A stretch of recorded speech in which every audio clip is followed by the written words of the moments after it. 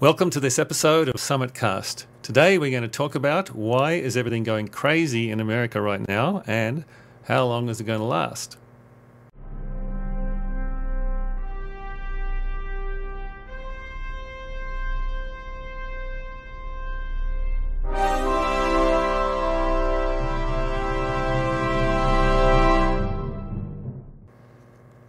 So, a lot of riots, chaos happening in the streets of America right now. It's nothing like I've ever seen before. What about you, Noah? It's pretty wild out there. I don't know. I haven't really seen anything like this in my lifetime. Maybe, I don't know if the anti-war riots in the 60s were something like this, or the race riots that happened in the civil rights movement.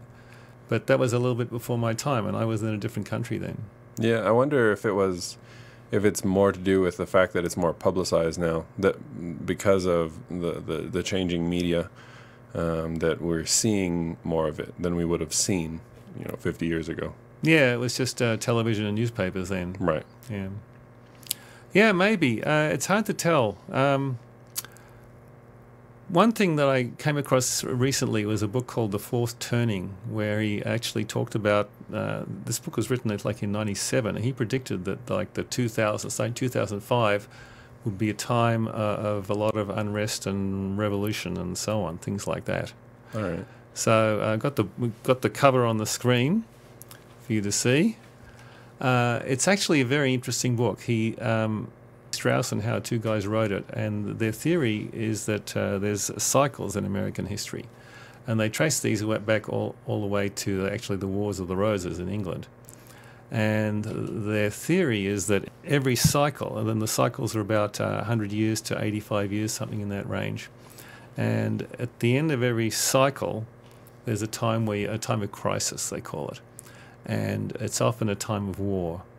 So We've got a picture of them here. So these are and they say that the cycle has got four turnings. So it's like, and they liken it to the four seasons of the year. There's winter, spring, summer, and fall. So the winter is what they call a crisis. And so these are the last four turnings. So there was the American Revolution, 1773 to 1794. The Civil War, 1860 to 65. The Great Depression, World War II. And then they kind of predicted that in 97 that this fourth turning would start in about 2005. But they said it's not like it always starts on a definite date. It's like when does winter arrive? The first snowstorm can come in November, it can come in December, Right. But the conditions are there for this, change in consciousness to happen. It's quite an interesting theory, and I don't know enough about American history to kind of look at all the fourth turnings in the past. It might be more meaningful to you. Right. I don't know if I know much more about American history either. Well, what's your excuse? My excuse is I went to school in Australia. My excuse is I went to school in America. In public school in America. Public school in America, okay. Yeah, but you know about the Civil War, right? Yeah, I heard about that one. Yeah. And the revolution, obviously, was a big change. Right. It's interesting to think about the Great Depression, World War II, because to me, it's kind of got two parts. There was a revolution in what happened in, obviously a crisis, what happened, the economic crisis, the Great Depression, and there was a revolution in how people saw the role of government. Right. You had the New Deal and like a tremendous expansion of the role of government in society. And then you had the second part, which was World War II, which was was really external factors. I mean, the same forces in Germany with the Great Depression and so on, actually led to war. Right. And so you had, a total transformation in American society with that. Women in the workforce and, so many things changed, happened in the war. And then, that's the start of the cycle. So that was the start. What was the start of the cycle? Well, after the war, 46 is the end of that cycle, and that's the start of the next cycle. That was the crisis. That was the crisis, okay. Yeah. So it's an interesting thing. They talk about, there's the four seasons, and so in between these fourth turnings, which is a time of kind of crisis in the outer world, You have a time of revolution in the spiritual world. So you have in the late 19th century, between the Civil War and kind of halfway between the Civil War and the Depression, you had the things like the Theosophy and Christian Science and New Thought, all of these kind of things, which were kind of an analogue to what you had in the 60s here with the consciousness revolution and the whole New Age thing. The Beatles going to India and all of that kind of stuff, and the Haight-Ashbury and Summer of Love and all those kind of things. So it's kind of an interesting when you kind of get your mind around the cycle a little bit. There's a crisis in the secular world, and then there's a crisis in the spiritual world, and there's the transformation that leads to like a new kind of consciousness there, and that kind of leads to the next cycle. Kind of a new normal, or kind of an expansion of a certain area of our lives, or it changes people's thought, and that the one in between, the consciousness revolution, changes people's thought about the spiritual life, and then the one in the fourth turning, what happens is people kind of lose faith in the institutions of society and the structures of society. And kind of everyone agrees that they're not working, and so they're willing to have a revolution. Sounds familiar. Of some sort. What do you mean? No, I mean with the last, I'd say 8 months. Absolutely. Yeah, people lose faith in society, and they trace the beginning of it to actually the global financial crisis. And that's kind of when, I mean, before that, people were losing faith in politicians, but after that, it was so obvious. Wall Street got bailed out, the people who created it, and the people lost their houses and businesses, and wealth inequality grew much greater. And then you have, the corruption in politics, where lobbyists and special interest groups run Washington, and people lose faith in politicians, the system. And in fact, the last election was kind of a symptom of that. Actually, 2016 was a symptom of that. You had two candidates. I mean, Trump is running as an outsider who's going to drain the swamp. Right. and Bernie Sanders is really popular and looks like he's going to get it. And he's running as an outsider also, talking about the corruption in Washington. So they're both they're both kind of outsiders who are running to challenging the system, and wanting to blow up the whole system. Right. And Trump got in against all odds. Right.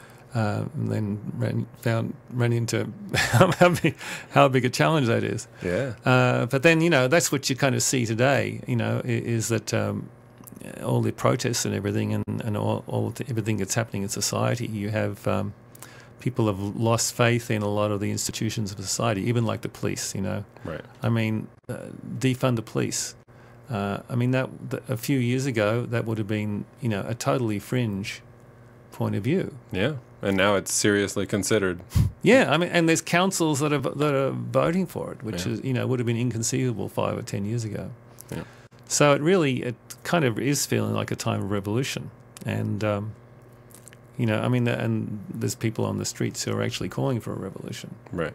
So if there's this crisis do you think there's a spiritual crisis? You spoke about spiritual crisis. Does that go along with it, or? Well, the spiritual crises are kind of the ones in between. Okay. That's the second turning. Okay. And then you have the fourth turning. Okay.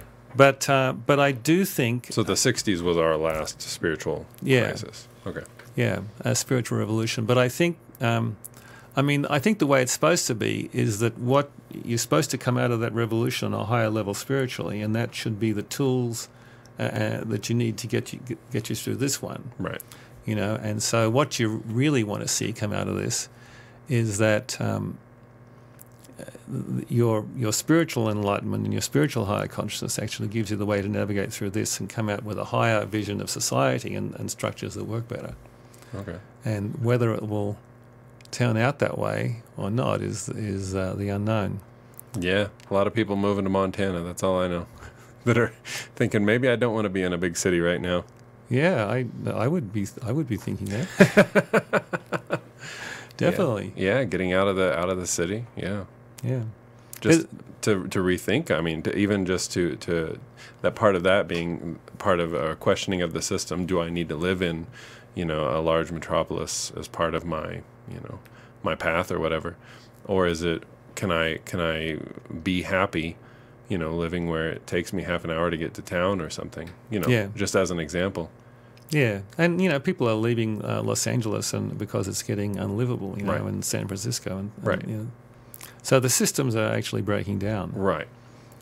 It's much more palatable there. It's like, do I want to live in a city with chaos reigning over it? Yeah, Whereas, it's not just, I would say, not just from LA or from New York or from these larger cities, but maybe from even smaller towns is, reevaluating their existence. yeah, yeah. There's a quote I wanted to read from Strauss and Howe from the book. So they're talking about what you're going to see in a fourth turning. And they say, the prospect for great civic achievement or disintegration will be high. New secessionist movements could spring from nowhere and achieve their ends with surprising speed. And Yeah. I don't know, did you see the Transition Integrity Project? No. Oh, that's an interesting thing. There was a group of Democrats, like senior Democrats, and they got some anti-Trump Republicans in, like, to make it look like it was bipartisan. Mm-hmm. And they ran these scenarios of the election, predicated on different outcomes. And one of them was Trump loses the popular vote, wins the Electoral College. Right. And what are the Democrats going to do? They had John Podesta playing the Biden role. And what their strategy was to basically blow the thing up if they lost, I mean, and they were going to encourage California, Oregon, Washington to actually secede. Secede from the Union. Yeah. Wow. Yeah, and to hold that as a kind of bargaining chip to get Trump to, concede and let Biden be the president. But, I mean, these are senior, serious people, associated with the government, and they're actually talking about this and running through scenarios. So it's kind of amazing. I mean, what they're writing here is, you wouldn't have thought this in '97 could be possible. Wow. And, I mean, the speed which it happens. I mean, to defund the police, achieve their ends with surprising speed. That's kind of what you're seeing with some of these things, isn't it? It's amazing. It does. Even if the nation stays together, its constitution and Bill of Rights could be amended beyond recognition. And you're kind of seeing that also. And, I mean, people are giving up on free speech, with speech codes in colleges and universities and so on. Right. And it's actually happening. History offers even more sobering warnings. Armed confrontation usually occurs around the climax of crisis. If there is a confrontation, it is likely to lead to war. This could be any kind of war: class war, sectional war, war against global anarchists, or terrorists, or superpower war. With or without war, American society will be transformed into something different. The emergent society may be something better, a nation that sustains its framers' visions with a robust new pride. Or it may be something unspeakably worse. The fourth turning will be a time of glory or ruin. Wow. That's pretty. And this was written in 1997. Yeah. Okay. And they predicted it would start in around 2005, like 2005 to 2025. So Right. the next 5 years, I mean, Oh, through 2025. through 2025, Okay. yeah. So what happens at the end of the fourth turning is you have a new kind of consensus of what the norms of society are and what the structures are that reflect those norms. And what you want to see is that those changes are kind of informed by the higher consciousness. Like that's what you saw in the American Revolution. The people who were leading that revolution were very well educated, and they had spiritual principles. They were Freemasons. They had a spiritual underpinning, and they remade society into something which was really inconceivable before that time. It's been it was the first democratic revolution in a sense in the world. Right. And it was really a glorious thing that came out of it. So, but then there's revolutions where it didn't go so well. Yeah, of course. And what's the difference? I mean, I think getting to the heart of, because especially as an American, I wonder that when I speak about being cautious of revolution. You have to think back. Well, yeah, but America was founded through a revolution. We told the British we didn't really like their ideas, and we'd rather not drink tea anymore. Yep. Which is why Americans still don't drink tea. I never thought of that, but yeah, okay. Yeah, my wife was asking me, why don't Americans drink hot tea? And I said, we fought a war over tea, so it's not our favorite thing. Yeah. So yeah, why do we not promote revolution more often? And what's the difference between a good revolution and a bad revolution? Well, that's the question. I think if you look at history, most of them don't turn out all that well. Right, exactly. French Revolution, Russian Revolution, China, Iran. Yeah, exactly. So is it the spiritual? I mean, is it this? What's the key? That's what I think it is, and that's the whole show. There you go. Okay. So I think we'll need to come back to that next week. Because there's a lot to talk about there. I actually got an analysis of the American Revolution and the French Revolution. Right. And why they turned out differently. Okay. Another topic that I don't have too much of knowledge about. Okay. Well, I think we'll call it a wrap there, and we'll see you next week, and we'll talk about two revolutions and how you tell from how they begin whether they're going to end well or not, and what lessons can we learn from that in looking at what's happening in America right now.